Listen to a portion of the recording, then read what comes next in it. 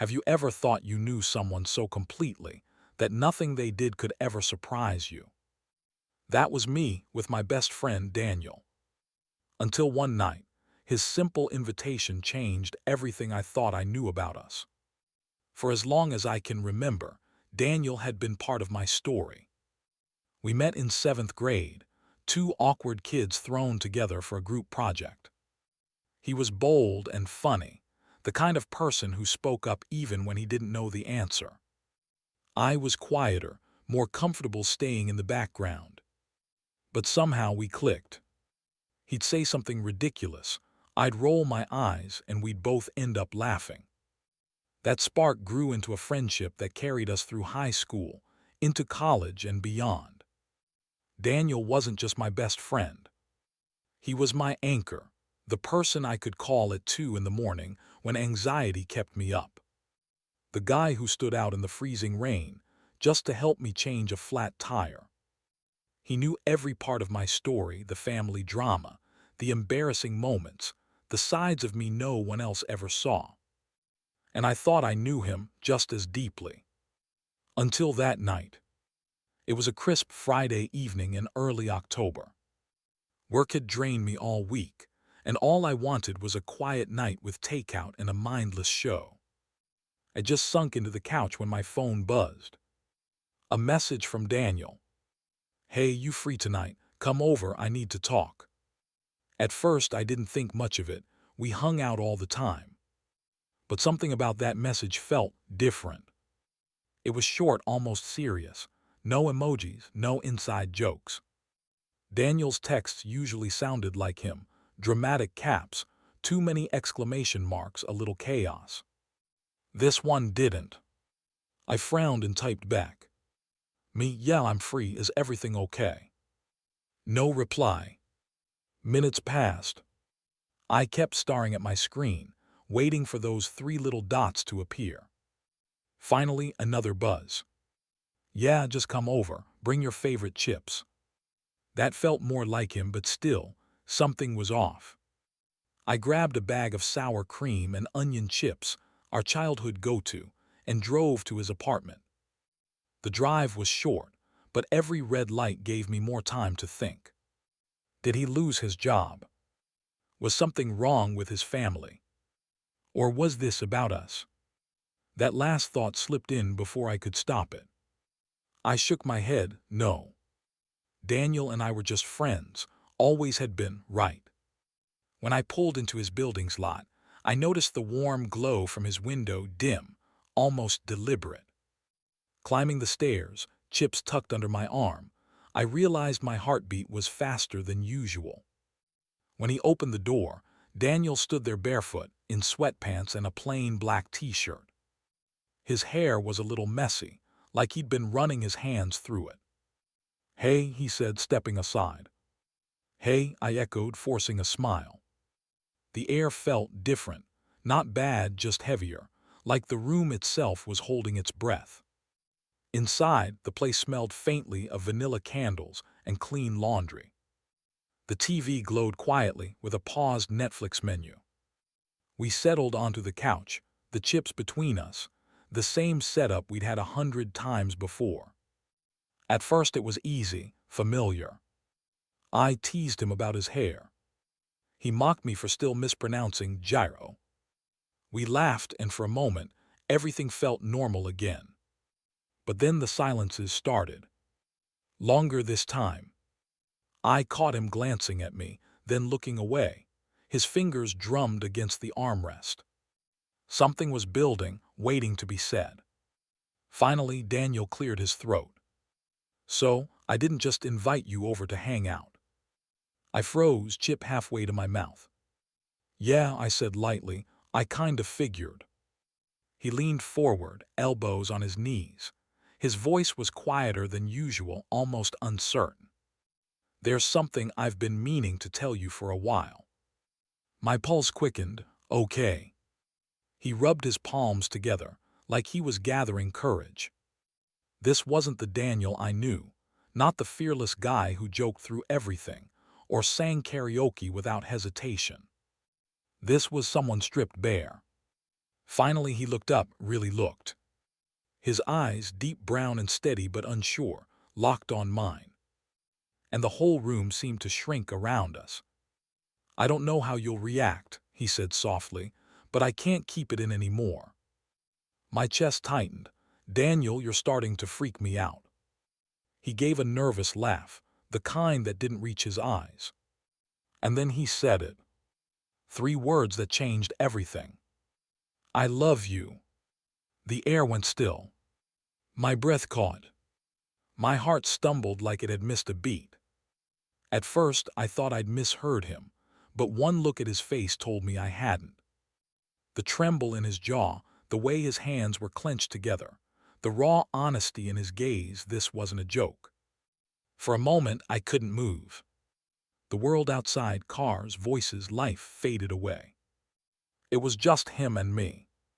2 best friends sitting on a couch, with a line between us that had suddenly vanished. He shifted, mistaking my silence. "See," he murmured, his voice tight. "This is why I didn't want to say anything. I knew it would mess things up." "No," I said quickly, words tumbling out. "It's not that. I wasn't expecting this." And it was true. I hadn't expected it. But somewhere deep down, something inside me whispered, maybe I'd been waiting to hear it. Memories flooded in. The night he stayed up with me, when my dad was in the hospital. The way his hand lingered on my shoulder after we'd won a game. The unspoken glances that had always felt like more. Had I missed the signs? Or had I just been too afraid to see them? Last time, Daniel, my best friend since middle school, invited me over with a simple message that carried more weight than I realized. "I need to talk." That night I discovered that sometimes the people we think we know best are the ones who still have the power to change everything. After years of laughter, trust, and shared secrets, he looked me in the eyes and said the words I never expected. "I'm in love with you." In that moment my whole world tilted. Silence wrapped around us like a heavy blanket. I could hear the faint hum of the refrigerator, the distant buzz of traffic outside, even the steady pounding of my own heartbeat. Daniel's face was tense, his hands clenched together like he was holding on to something fragile. I wanted to speak, to fill the silence, but the words wouldn't come. Finally, he exhaled shakily.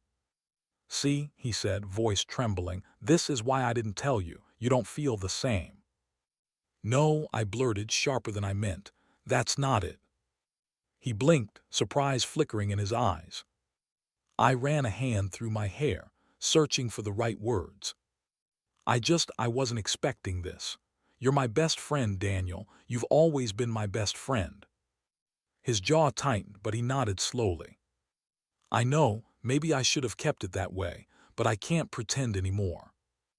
I'd seen Daniel in every possible mood, angry, goofy, confident, bored, but rarely vulnerable. He was the kind of guy who made jokes before anyone could see him struggle. Tonight, though, that mask was gone. His voice broke slightly as he whispered, "Do you have any idea how hard it's been? Sitting next to you all these years, laughing, talking, pretending I'm fine, when all I wanted was more. I was terrified that if I told you, I'd lose you forever." His words hit me like a punch. I'd never thought about what it felt like for him, holding that truth inside for years. "How long have you felt this way?" I asked quietly.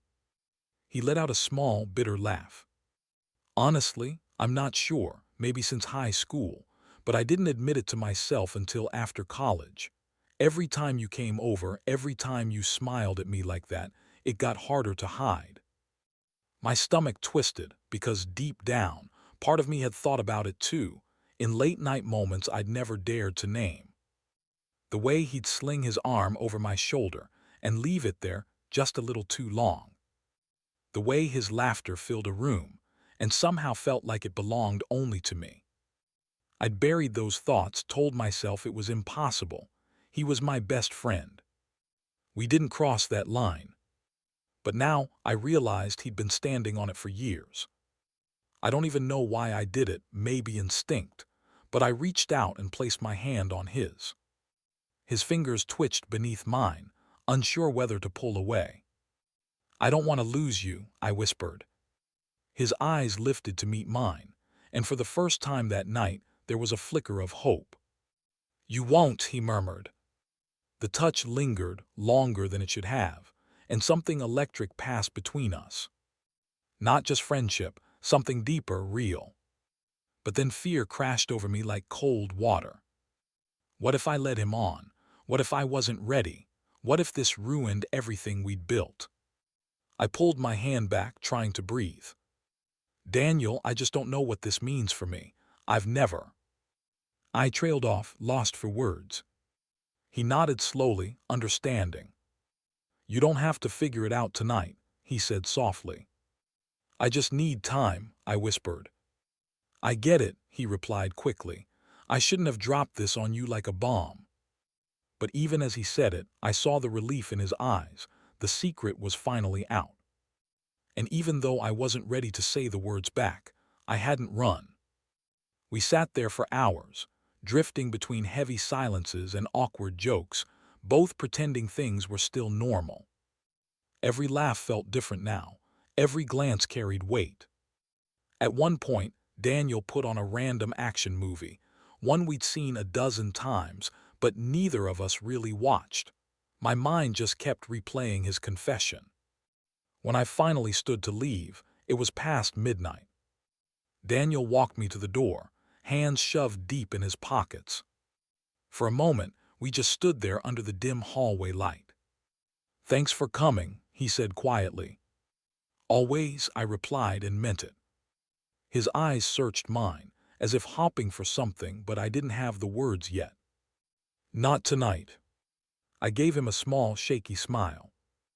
"Good night, Daniel." "Good night," he murmured. As I stepped into the cool night air, I knew one thing for certain: nothing between us would ever be the same. That night I lay in bed staring at the ceiling, my thoughts spinning. My best friend, the person I trusted most, had just confessed he was in love with me. And the scariest part wasn't that he'd said it. It was realizing that deep down, I wasn't sure I didn't feel the same. Previously, Daniel, my best friend for nearly a decade, had revealed the secret he'd carried for years. "I'm in love with you." I told him I needed time. But as I left his apartment that night, one thought echoed again and again. What if I did feel the same, and I'd just been too afraid to see it? The next few days stretched endlessly. Normally, Daniel and I texted all the time, memes, inside jokes, random updates. But after that night, the silence was deafening. At first, I thought I should give him space. Then I wondered if he was giving me space. Either way, the quiet felt unbearable. Every time my phone buzzed, my heart jumped, only to sink when it wasn't him. At night, I replayed everything in my mind: his trembling voice, the look in his eyes, the weight of his words. Part of me was terrified to risk the one friendship that had always been my anchor. But another part whispered, what if he's been the one all along? By the end of the week, I couldn't take the silence anymore. I was about to text him, but before I could, fate stepped in.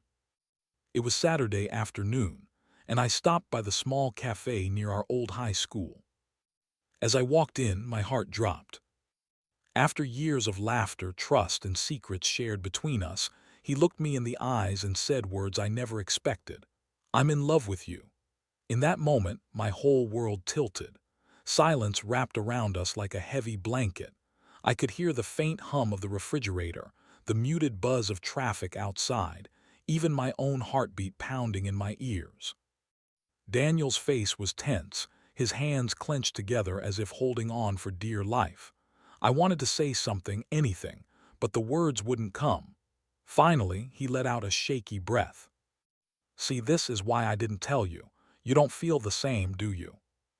"No," I said quickly, my voice sharper than I intended. "That's not it." Surprise flickered across his face. I ran a hand through my hair, trying to gather my thoughts. "It's just, I wasn't expecting this.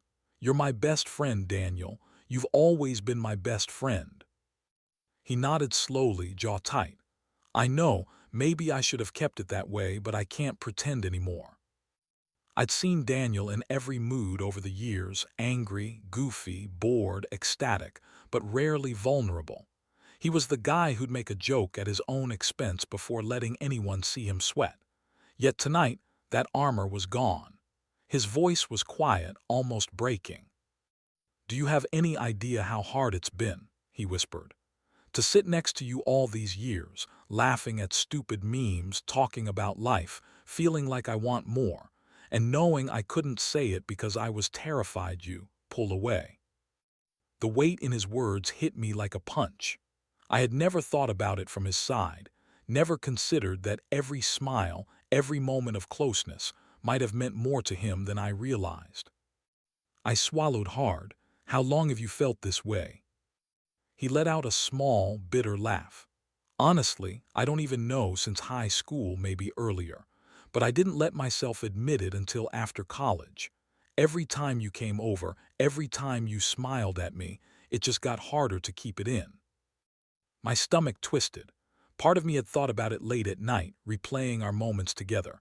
The way he'd sling his arm around my shoulder, holding it a second too long, or the way his laugh lit up a room but somehow felt like it belonged just to me. I'd buried those thoughts, pushed them away as impossible. He was my best friend. We didn't cross that line. And now he was telling me he'd been standing on it for years. I don't know what made me do it, instinct maybe, but I reached out and laid my hand on his. His fingers twitched under mine, unsure if he should pull away. "I don't want to lose you," I said softly. For the first time that night, Daniel's eyes met mine. A glimmer of hope shone there. "You won't," he whispered. The touch lingered longer than it should have. In that moment, something electric passed between us, not just friendship, something deeper, raw, harder to deny.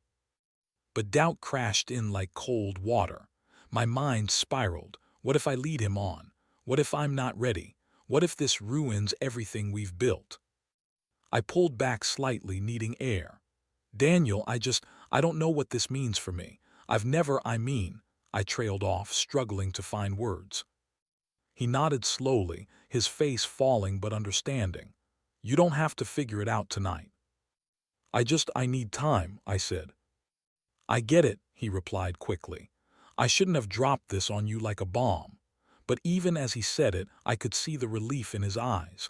The secret was out, and even if I wasn't ready to say the words back, I hadn't run. We sat for hours, drifting between heavy silences and awkward jokes.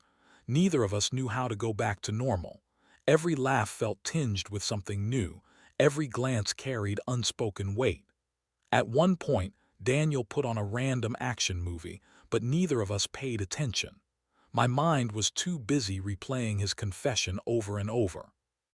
When I finally stood to leave, the clock read past midnight. Daniel walked me to the door, hands shoved deep in his pockets.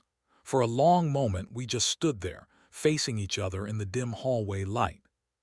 "Thanks for coming," he said quietly. "Always," I said. "Because it was true," he whispered, his eyes searching mine as if waiting for something, anything, that might tell him where we stood. I didn't have the words yet. Not tonight. I gave a small, shaky smile. "Good night, Daniel." "Good night," he murmured. As I stepped into the cool night air, I knew one thing for certain. Nothing between us would ever be the same. That night, lying in bed, my mind raced. My best friend, my other half, had just confessed he was in love with me. And the terrifying part wasn't that he said it. It was that deep down, I wasn't sure I didn't feel the same. He'd lit a candle, something subtle, maybe sandalwood, and its soft glow flickered across the walls. We settled on the couch, the same spot where everything had shifted before. For a moment, neither of us spoke. Finally, I took a deep breath. "Daniel, I've been thinking a lot about what you said, about us." His shoulders tensed, but his eyes stayed on mine. "Okay," I fidgeted with the hem of my hoodie, nerves buzzing through me. "At first, I didn't know what to do with it. You're my best friend. The thought of losing that scared me more than anything. I get it, he said softly. But the more I thought about it, I continued, the more I realized I don't want to just be your best friend anymore. I don't want to pretend I don't feel the same. His breath caught. You mean that? I nodded, my heart racing. Yeah, I think I've felt it for a long time. I just didn't let myself see it. He stared at me for a long moment, processing my words. Then, slowly, a smile spread across his face, one of those rare, unguarded smiles that reached his eyes. I can't believe this is real, he whispered. Me neither, I admitted. And then it happened.